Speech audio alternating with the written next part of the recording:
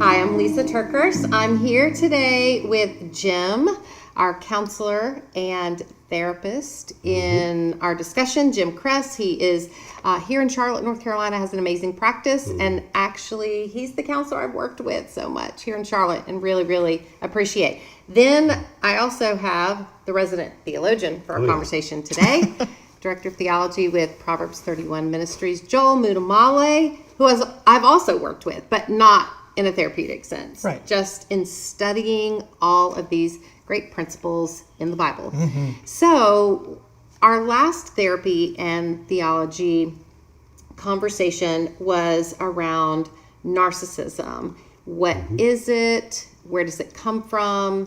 What does it do when it presents itself? And today I want to almost have part two of that conversation and talk about what do we do if we are in a relationship with someone who is presenting some narcissistic tendencies. But let's back up first, Jim, and tell the story of where the term narcissism or narcissist even comes from. Be glad to. It comes from Greek mythology, and there's this guy, Narcissus, who was, to give you the shorter version, looking into a reflecting pool and saw his image and fell in love with that image so much that he could not do anything but stare at his own self, and then eventually died. And who could be around him would be an echo who could only echo what they heard Narcissus say. So a miserable, lonely existence. So it could sound exciting at first. I get to look at myself in the mirror in the reflecting pool and fall in love with myself, but the end is a tragic, existentially alone death. And in that story, what was the echo doing? Echoing only what he said, which ties in to the feed, the narcissistic feed, the empaths who are there. Often we use the word codependent, that they are there to really be in the dance of or the relationship with a narcissist. Is you better be good at echoing what he is saying or she is saying about him or herself, and echoing and feeding back. It is a perpetual mirror, different than the mirror we talked about in the previous podcast of what a mother and a baby or even a father and a baby needs, to mirror back basically worship. Thou art worthy, I worship you at all costs. They'll always seek an echo. Yeah. And Joel, in a spiritual sense, this brings up all kinds of things, right? Yes, because if you hear that a narcissist needs us to echo back worship, our mind can instantly go, well, is God that, right? But I think we have a couple of spiritual things that we must remember about God, that he is the only one able to handle worship, because he doesn't do it. He doesn't receive it like a human receives it, and he doesn't do with it what a human would do with it, right? Yeah. I've heard this quote before, that the human heart is not created for fame. And I would say, you could almost say, the human heart is not created for worship in that way. So what are your thoughts around that? Augustine, a South African bishop of Hippo, he has a famous quote, one of my favorite quotes of his. He says, our hearts are restless until they find their rest in you. And so God, in his perfection, one of the first acts that he does is he creates creation, So even the idea of glory and self-glorification, it's just an interesting upside down way of thinking that God would bring glory to himself in the creation, his expression of creating all these other things. And then he gives the beauty of humanity his own likeness and his own image. And so I think we have to understand there are different categorical ways that we understand each other and God is outside of our personal categories, and so he is perfection. He is like the purest form of love that we could ever think of. And so if we, at times we might be tempted to think, well, is God narcissistic? Does he have these narcissistic tendencies? And it feels not not fair. Well, the problem is our actual heart alignments are knocked off kilter, you know? And so we're trying to define God based off of our faulty definitions versus seeing, well, no, we need a reset. Our hearts need a reset, and we need to see God in perfection based off of his terms and his categories. Well, and I also think you have to remember God did something that a narcissist will not do. And that is that God gave humans the choice to love him or not love him. And a narcissist cannot do that. Yes. A narcissist says, you must not just love me, you must admire me. Adore me. And Adore, yeah. if you don't, I will plan my exit, so I never give you the chance to exit. And that's the opposite of what God does. God says, I will give you a choice to love me, and if you don't, I'll continue to pursue you until your dying breath. Absolutely. So I think that's an important distinction, and why, I feel like it's such the ultimate act of humility that God gave humans the choice to love him or to not love him. Yeah. And I think that's an important distinction for sure. Don't you think, too, I'm going to borrow your words there, because I'm going to use these. These are good, what you just said. God says, and he will pursue people till their dying breath. And the narcissist says, you'll be in a relationship with me, you better pursue me Yes. till your dying breath, Yes. or you will be cut off. That's right. Just, it almost mimics God. It's such a disorder of worship around a narcissist, isn't it? Yeah. And I almost think, too, the giving our worship to God and keeping in mind that we are made in God's image, to me, sometimes I feel like, it's almost to me like lifting up who God is so I can better understand who I am in relation to him. Like, God, you are faithful, therefore I am safe. God, you have a plan, therefore I don't have to be stuck in fear. Yeah. You know what I mean? So God's worship, we give it to him, but it doesn't end with him. Yeah. It comes back on us as the reassurance of, because he is there, therefore I am, and even in identity's sake, because God is the one who created me, and he is the one who said, I knit you together in your mother's womb. God, you are the creator, and you create good, and therefore, there is good in me that has been created. Yeah. In fact, while we were working on the trustworthy study, we actually went through the attributes of God, and one of the things that I love to do is to actually go through and say, okay, what are the attributes of God? Well, God is omniscient, which means he's all-knowing. Okay, God, I can trust you because you're all-knowing. I don't have to be all-knowing because you're all-knowing. God is omnipresent, right? So he's everywhere at all times. Well, that is a relief because, God, you're everywhere. I don't need to be everywhere, He's omniscient. He's omnipresent. He's omnipotent. He's all-powerful. God, because you're all-powerful, I don't have to stress out over the reality of my limited power, So, And I don't have to try to be so controlling. When things feel out of control, I can remember who is in control, right? Yeah. So let's get to this this thought about, just a reminder, the narcissistic wounding, which is where the presentation of narcissistic tendencies come out. It presents as pride, but the wounding is actually a deep shame. We talked about that in the previous podcast, and I encourage you to go back and listen to that one if you haven't. And again, I want to remind everybody, we're not talking about this because we want you to suddenly start diagnosing yourself or diagnosing other people. But I do think it's healthy because in its most base form, at the very end of the spectrum is selfishness, and we all have selfishness because it really is, if you think about the wounding of it, it's this emptiness wound. And to some extent, we can all be like the person that's holding out a cup saying, fill me, right?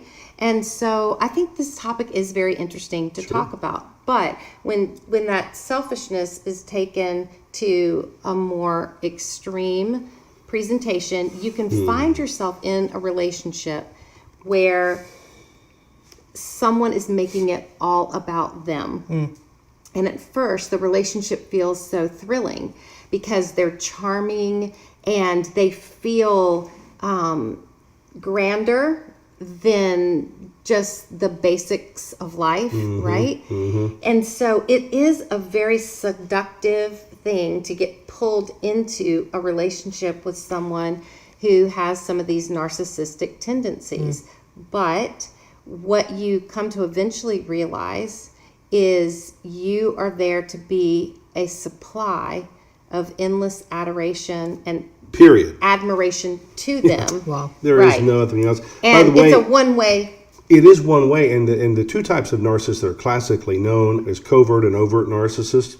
And so watch out especially for the covert, because the overt narcissist, what you've just described, is they can be exciting, they're certainly not boring, seductive, and all this can feel good up front.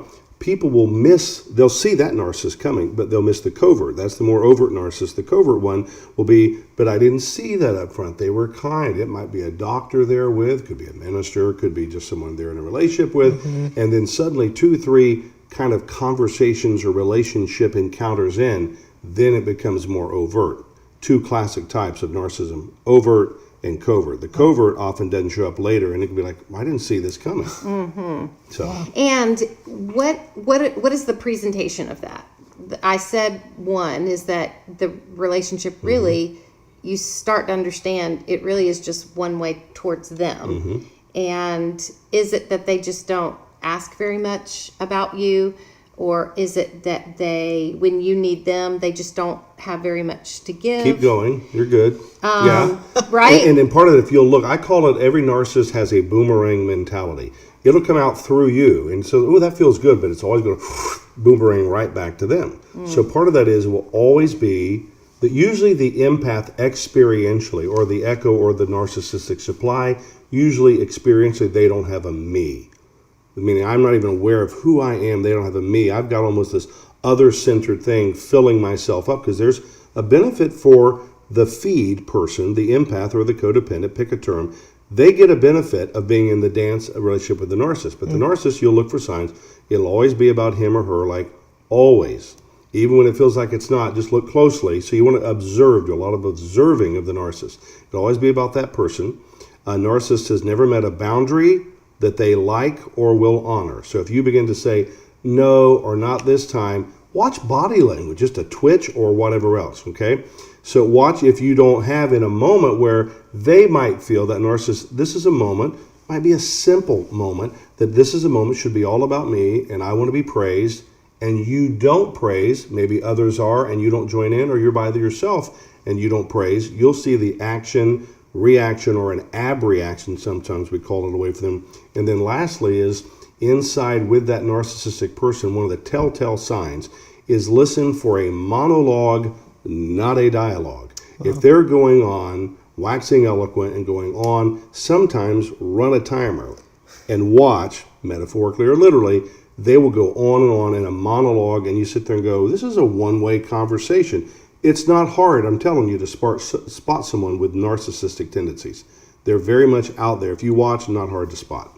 Okay, so I would imagine some of the listeners right now would be having a response like me, like, oh my goodness, I can instantly recount times I've been selfish and maybe I've had monologue conversations and, you know, am I a narcissist? You know what I'm saying? Absolutely. Are you having that thought too, Joel? Literally, Technical I'm on both you. Jim? You know what a technical is in sports? You know, I'm throwing the yellow football flag. Yeah. Why? You already know the answer. You both do.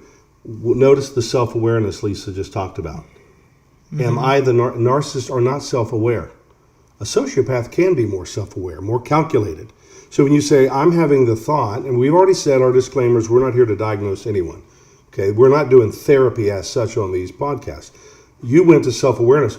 Oh my goodness, is that me? Could I be that? You've already kind of de-rolled as a narcissist, because a narcissist is never going to ask that question. Does that make sense? Okay, I mean, I know so- you know that. Whew, right? Yeah, that was terrifying, Jim. I'll be honest. Are you better? I feel a lot Let me better check right your now. pulse. Yeah, Thanks. you're good. Okay, perfect. Well, now that we've gotten that settled, But I maybe am that curious- helps you too, because I know if I'm listening to this, that's starting to emerge in my head. So we just had to settle that. Okay, But go I'm ahead. curious, Jim, then how does the narcissist or the person with those tendencies become aware of that? Well, you're getting into, which I'm not afraid to go to, the treatment or the therapy or the discipleship or life coaching of a narcissist. And part of that is, even in the secular research, would be something like dealing with cognitive behavioral therapy, CBT. That's not CBD, right? So know your letters. But it is to get them to have some level mirroring back to them. I call it, which you've asked me before, Jim, we don't want to feed the narcissist. And yet, Jim, you've talked about you do feed the narcissist. I'm doing that strategically to know you want to shut the whole thing down with the narcissist, confront them. So I feed them by giving them affirmations and say, I'll ask questions like, you're not, but if you were a narcissist, Joel, are you open to a thought? See, right, they get to feel the power that you mean I get to respond. They don't want unsolicited advice, but I'll compliment them, I'll feed them that way. Part of them to get them on board that they might literally, as best you can do, feel safe with you and be able to open up and say, is this how you want to live? Do you ever feel like the relationship's not working? If I can get them open, I'm not worried about deep characterological change. I'm looking for a 1 degree change that I can build some safety that they'll begin to open up. And sometimes if it's just pure strategy to how not live as a narcissist, that may be all I get, but I'm going to try at least. So one thing to remember, and we talked about this on the last show, is when dealing with a person with narcissistic tendencies or even narcissistic personality disorder, which again is a mental illness that must be diagnosed, and actually a much smaller percent of the population would qualify as that. Probably about 1%. Okay, so in a situation where we are dealing with lots of different people, lots of different personalities, I think it's always important to remember that if you start to pick up that someone has an absolute lack of empathy toward you, Big sign. that's a big sign. And I think if it is apparent that they are always going to push you away before you would ever have the opportunity to reject them, that's another big sign. And so let's talk about the work environment. Maybe somebody's in a work environment and they're like, wow, I think I'm in this kind of a situation. Here's some of the thoughts that you may have if you are working with a narcissist. Am I crazy? Am I crazy? Because at first we talked about how seductive it is to get pulled into a situation with a narcissist. That's right. But living there long term, it will start to make you feel crazy. Why is that, Jim? Because it is quite simply crazy. Narcissists will treat people, this is a classic calling card of a narcissist, they'll treat people as an object, not as a person. So we're not wired to be objectified relationally or in any other way. So inside, you're there, and relationships are built on some level of interaction. Well, it's a one-sided relationship with a narcissist. So it is crazy that if you try to be kind and affirm and you get some brownie points thrown your way, or they affirm you, because again, the echo or the supply gets we get a little reward there. We got to be honest about that. In the end, we'll realize there is a hole in the narcissist bucket. He or she will never be filled up, and I certainly can't praise him enough, and it will always boomerang to be about this person. So I feel like we've gotten some dialogue, we really got some interchange. We don't. It's a monologue and a one-way street. I thought it was a bit of a two-way street here. Did feel like that for a while. Be aware, it will never be a two-way street. So it's crazy making, but I thought I had something here. You did, but it wasn't what you thought. And also, in some of the books that I've read, part of the reason you start to feel so crazy is because you start to feel like you are the problem. They want you to be the problem at some level. Yeah. And at times that pushing away, if they sense that you're going to question them, or if you one up an idea, like I'm thinking in terms of a business meeting. No, that's a no-no. They have to do everything they can to absolutely shut you down. So they would think nothing of berating you publicly in a meeting where you walk out and feel absolutely cut down to zero.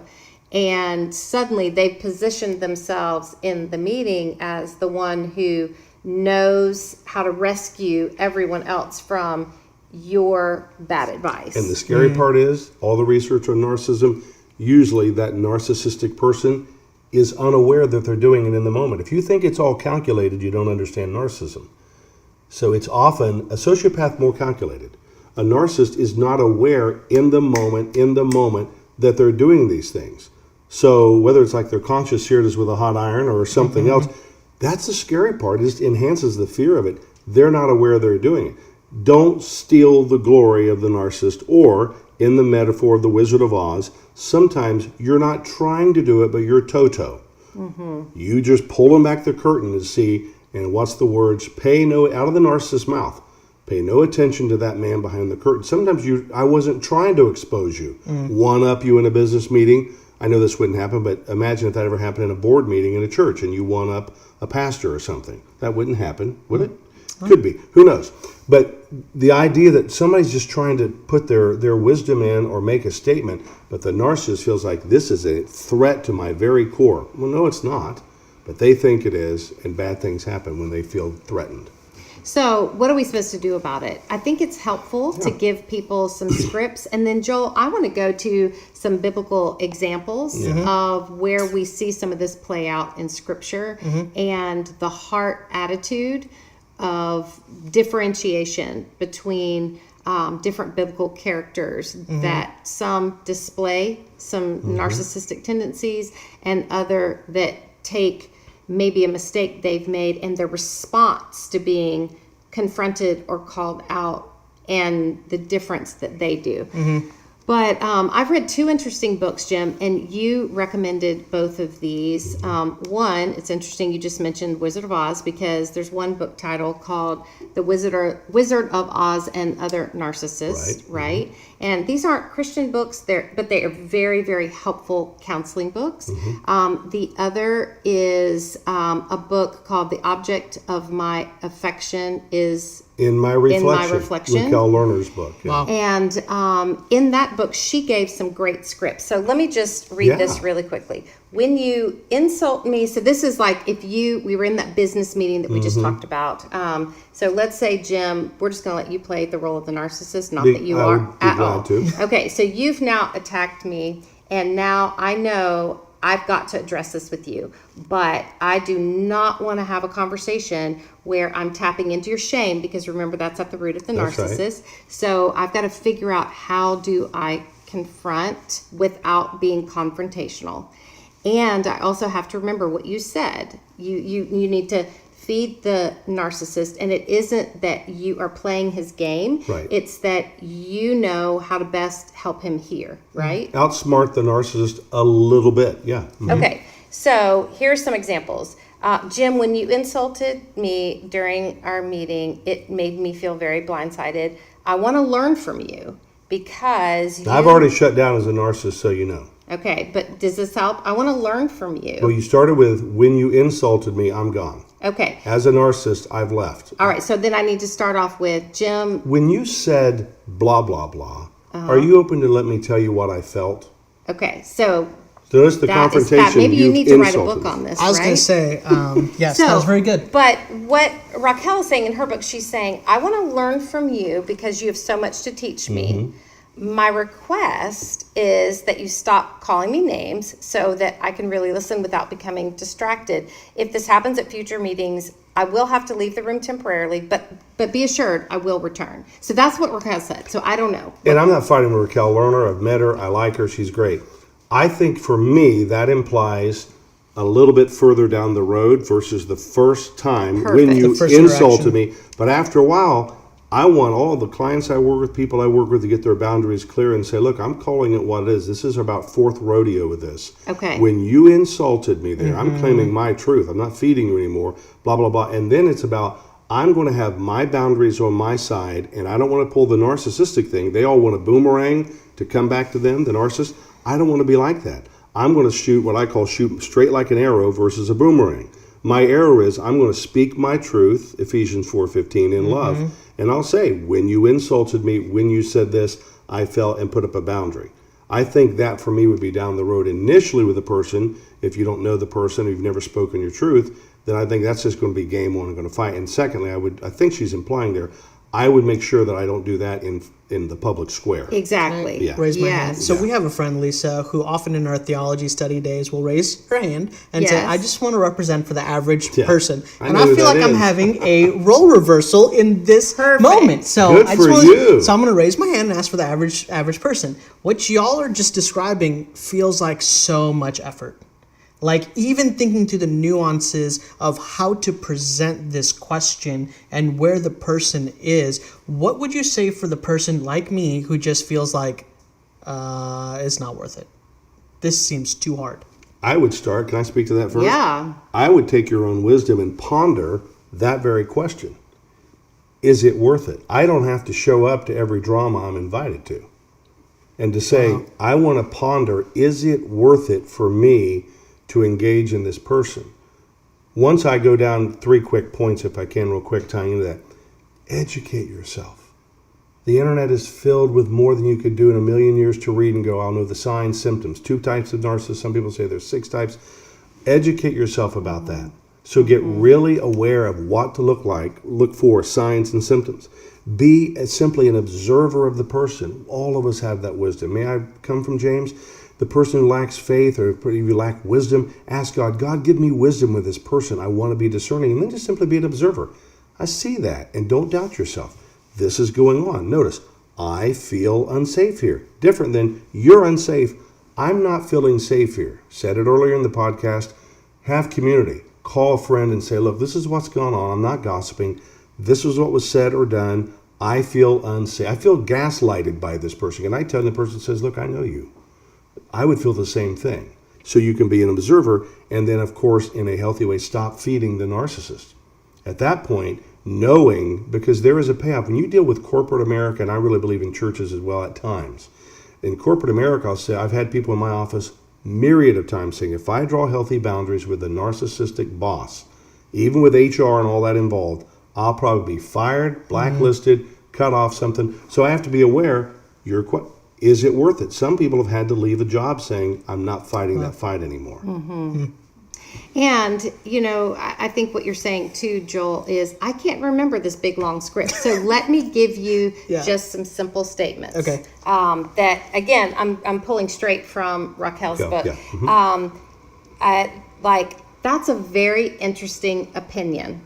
You see, what you need to do is you need to, in the moment, be able to get away from whoever is in the situation. So if it's the narcissist attacking you, then your job, you're going to have to get away and regulate. And as a narcissist, I wanted to lean in when you said it. I thought, you Yes. said that. And that's Jim's version of you fed the narcissist in a good way there. That's an interesting opinion, not you, dummy. But that's really an that is interesting. an interesting I found myself opinion. leaning in. That is an interesting opinion. Wow. I need to think about that for a few minutes. Yeah. I'll get back to you on that. Yeah. Or here's another one. She said, I really want to think about what you're saying.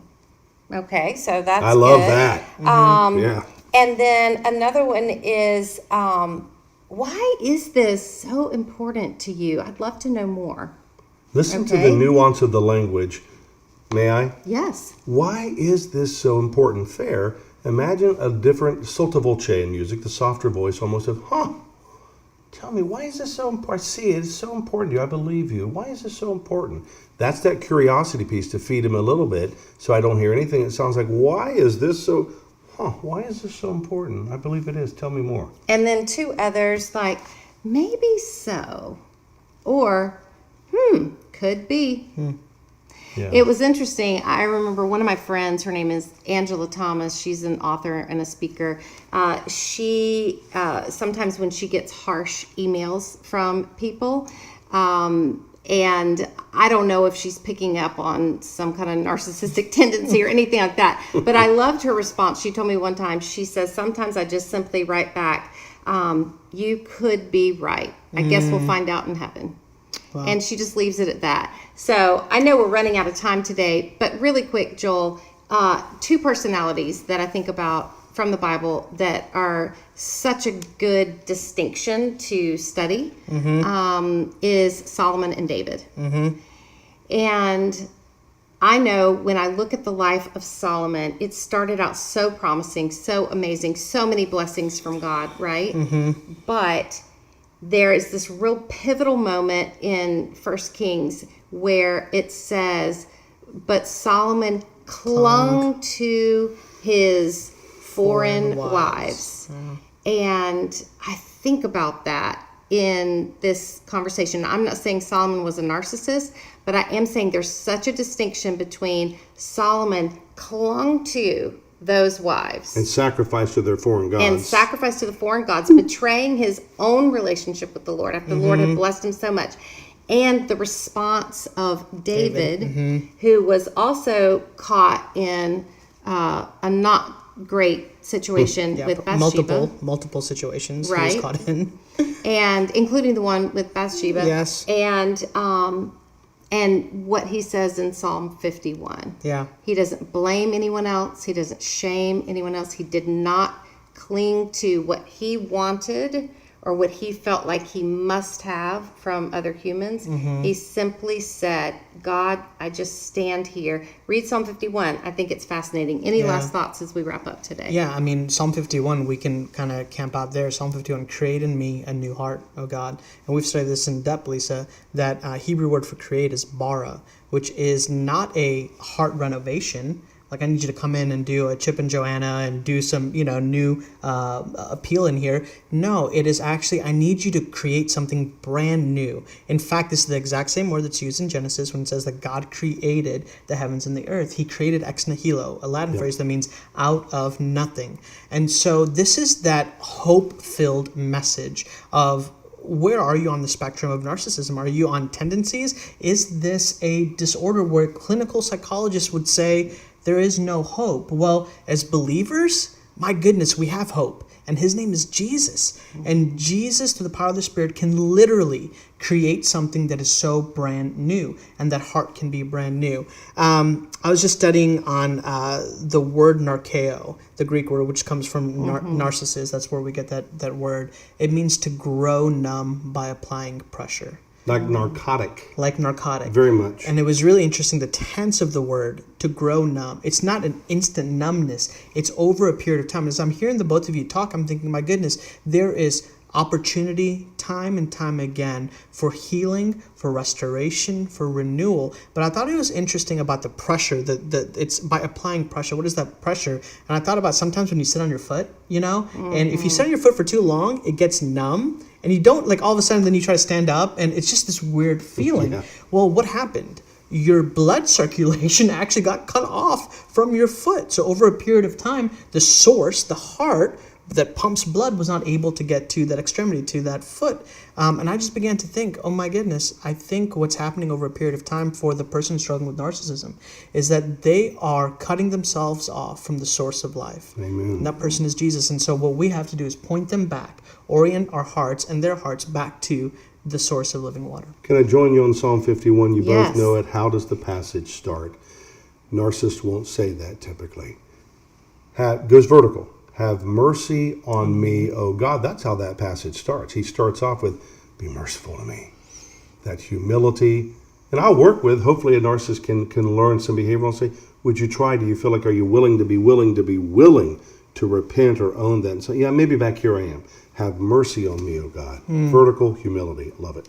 Yeah. So the last thing I'll say as we wrap up today is maybe you've been listening and you've been thinking about a significant relationship in your life, and you're now concerned that maybe I don't have the theological training to be able to properly navigate this. I don't want to think that this person in my life is a narcissist, but I don't know what to do about that. That's why I want to encourage you, definitely, like Jim said, get educated. There are some fantastic books. We recommended 2 here on the podcast, but also find a trusted Christian counselor to help you navigate that relationship, because it is going to be hard for you to navigate it on your own. And be honest with yourself. Yes. You know, I think for me, sometimes having a more positive bent in life, I always want to believe the best, and I think that's a really good quality until it isn't. And so sometimes it's really hard for me to believe that what I'm experiencing is as damaging as it is. And so here's what I want to say to you. It really isn't about diagnosing that person you're in a relationship with as a narcissist. That's not what we're trying to do. But if you are in a relationship that is abusive, that is one way, that is taking the best of who you are and beating it down. I don't mean physically so much, I mean emotionally. If you walk away from that person and you think less of yourself every single time, it really doesn't matter if they are a narcissist or not. You need to get help. So, who you get help from? A trusted friend, someone trusted at your church, a counselor.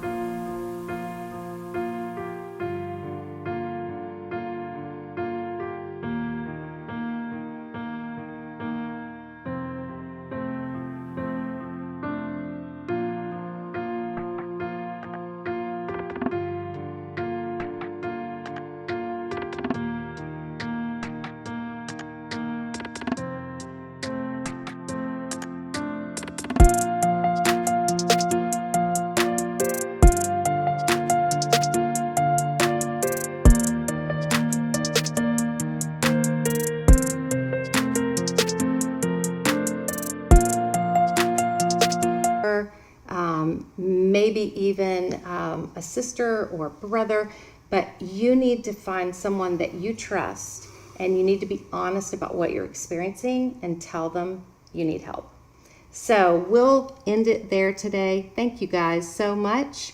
Be sure to stay in touch with us. You can subscribe to the podcast. You can like and share. That's right. Pass you can the word. share. Tell people about this, and use this as a resource to start toward the healing, whatever healing it is that you need. Thank you so much.